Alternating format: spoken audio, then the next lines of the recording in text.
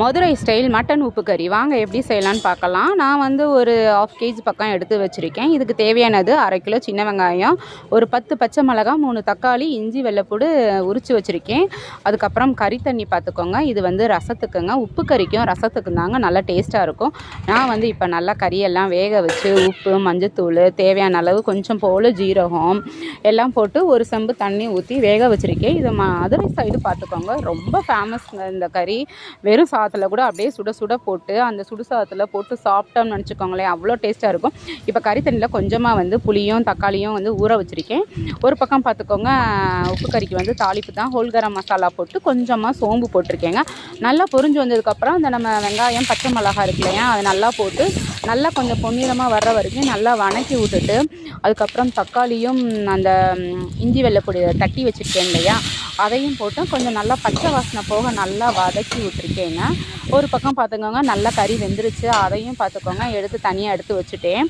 இந்த பஞ்சு மாதிரி வந்திருக்க இந்த வெள்ளாட்டம் கறியை எடுத்து அப்படியே நம்ம அந்த வெங்காயம் தக்காளியில் போட்டு கொஞ்சம் போல் மஞ்சத்தூள் போட்டு, நம்ம உங்களுக்கு உப்பு பத்தலை அப்படின்னா கொஞ்சம் கூட இன்னும் சேர்த்துக்கிறலாம். அப்படியே போட்டு கொஞ்சம் ஒரு 10 நிமிஷம் பார்த்துக்கோங்க, சிம்லையே வச்சு வதக்கணுங்க. நல்லா வதங்கினதுக்கப்புறம் நம்ம அந்த கறி தண்ணி வேக வச்சு எடுத்து வச்சுருக்கோம் இல்லையா, அந்த தண்ணியை வந்து இப்போ இதில் ஊற்றணுங்க. இந்த ஊற்றி கொஞ்சம் மீடியம் ஃப்ளேமில் வச்சு அப்படியே இறக்கி வைக்கணும். உங்களுக்கு தேவைன்னா செமி கிரேவியாக வைக்கலாம், இல்லாட்டினா நல்ல கிரேவியாக வச்சு எடுத்துகிட்டு அவ்வளோதாங்க. கொத்தமல்லி தூவி போட்டு எடுத்துட்டா மதுரை ஸ்டைல் மட்டன் உப்பு கறி ரெடி.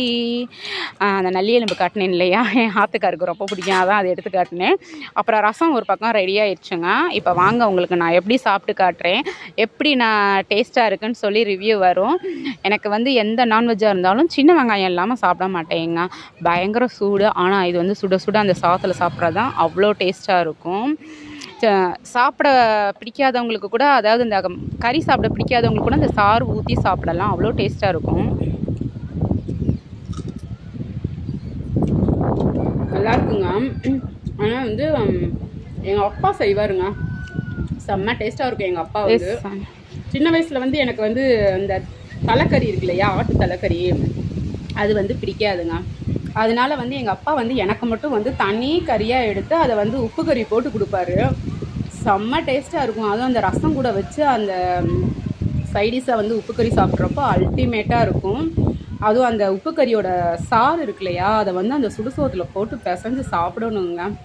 அடடா சொர்க்கலோகம்தான். என்ன தான் இருந்தாலும் எங்கள் அப்பா கைப்பக்கம் எனக்கு சத்தியமாக வரலை. பட் அவர்கிட்ட இருந்து நான் நிறைய வந்து எப்படி சமைக்கணுன்றது நிறையா கற்றுக்கிட்டேங்க.